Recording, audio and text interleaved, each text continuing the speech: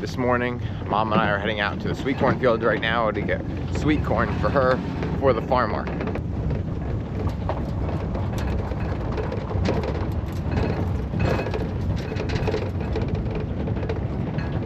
We're heading up there, which is where our sweet corn is we're picking right now. This is another patch right here that'll be our next one coming on. And then the left here is our field of peppers, which is Cubanelle, Italianelle, pimento, bell pepper, and I think some long hots. So this sweet corn here is really nice. It's just very weedy.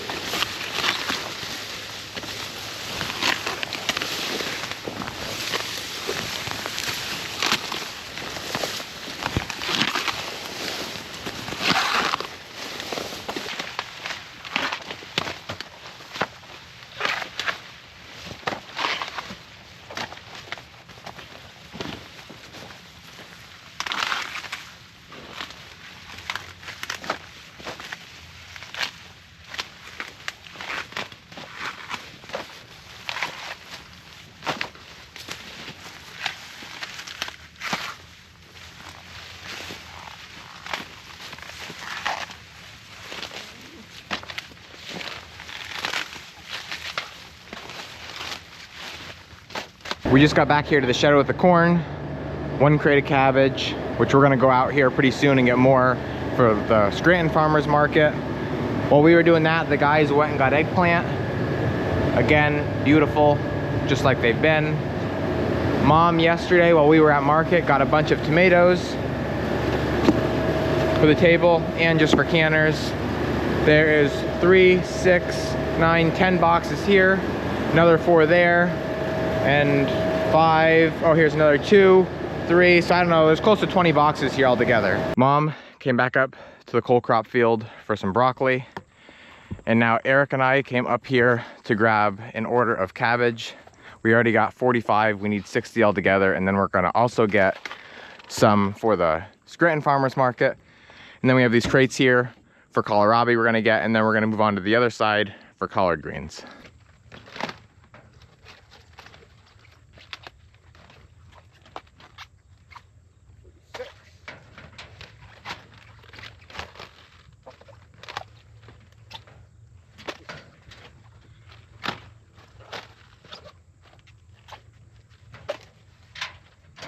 The sun's probably in your eyes.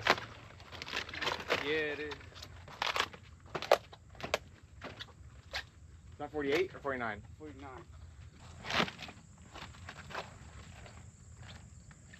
Four.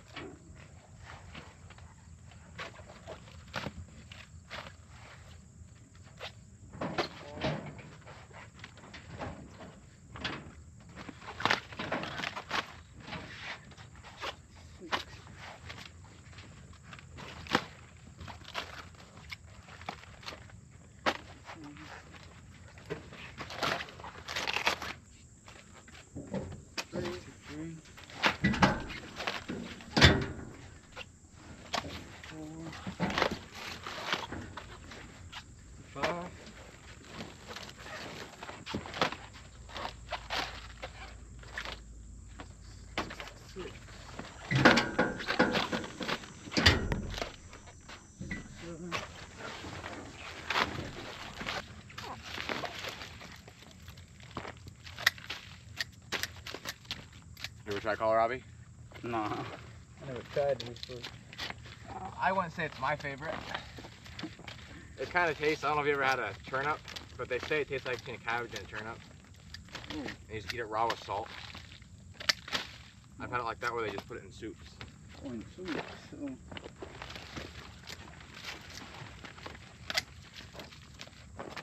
I would like to try it. Yeah. Oh, yeah. Is that full? If that's full, you can start the next one.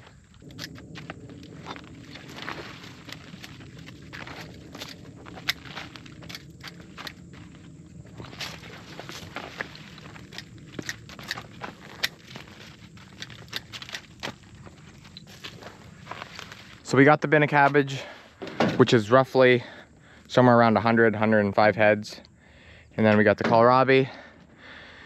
Now we're gonna move over to the collards. Because we haven't harvested any cauliflower off of these rows yet, I don't wanna drive through here with the trailer just because I don't wanna run the leaves over or break the plants in any way. But the collards are only right here, right next to the Brussels sprouts, which are definitely growing. They're looking good, but they're gonna be definitely about 3 weeks yet, just compared to the size of the Brussels that I'm looking at that are currently on there. I might have had collard greens one time, but my Pat made them. I don't really remember how they were. So these, you're gonna take a rubber band. Yeah, You did these too? Yeah. I'll cut it off. But Yeah. And you just squeeze it around there. Work it up a little bit. yeah. Good.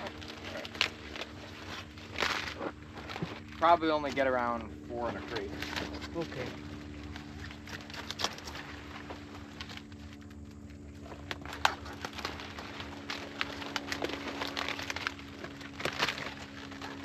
Perfect.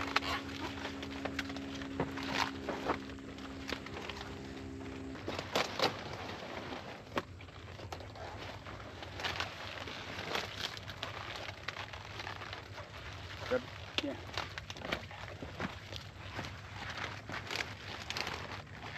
That's good. That way I don't crush them. 4 more. After Eric and I finished that up, I moved down to the potato field.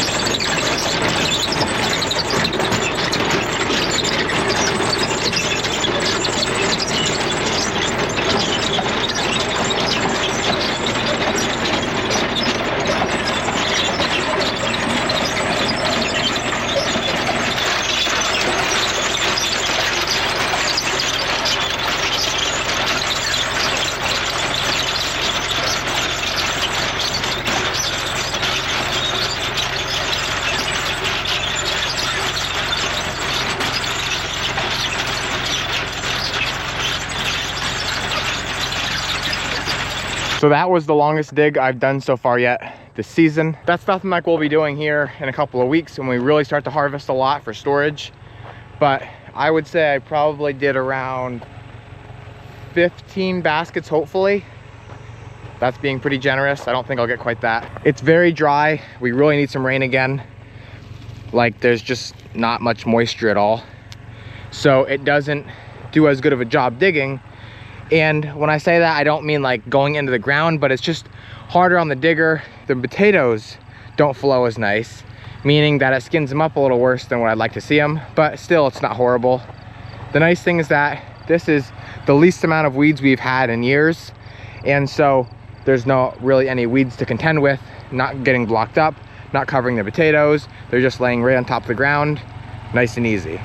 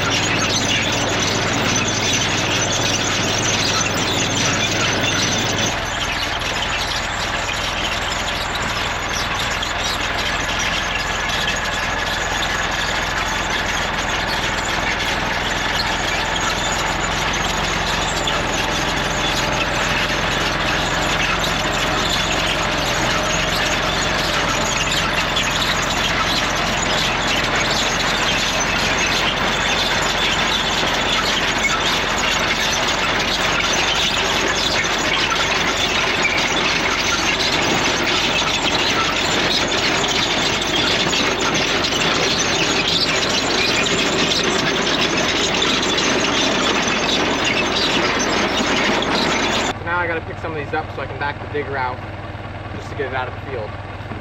That way I don't run them over. The reds you notice a little bit worse as far as skinning goes. I don't know if you can see that. Some are worse than others. They're gonna be just fine. I just wouldn't recommend storing them yet for a long period of time. I would try and get them used up within, you know, a week or two of buying them.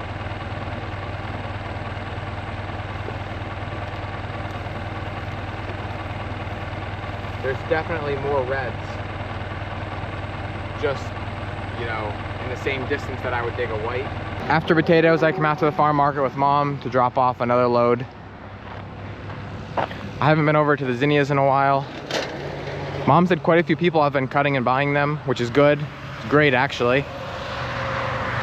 A lot of the flowers are starting to get spent. I mean, there was just, I would say, close to thousands. I don't really know.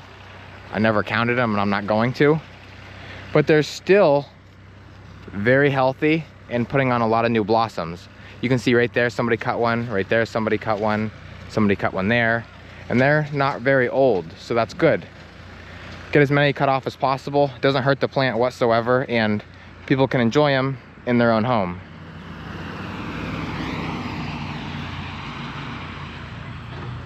It's actually gotten to be so thick in there you can't even walk. So people are just cutting from the outside. We just got done picking cantaloupe and watermelon. This is everything that was picked for today. Now we gotta wash everything.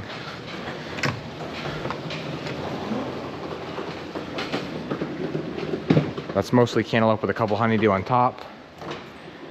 Over here is the same thing. And then we have one bin of mixed red and yellow seedless watermelon. And so basically we're gonna finish up today washing everything, packing it, putting it in the cooler. And then Mom is up, which you can't see her, around the corner of the shed picking tomatoes. These are some of the biggest bell we got yet so far this season. Huge.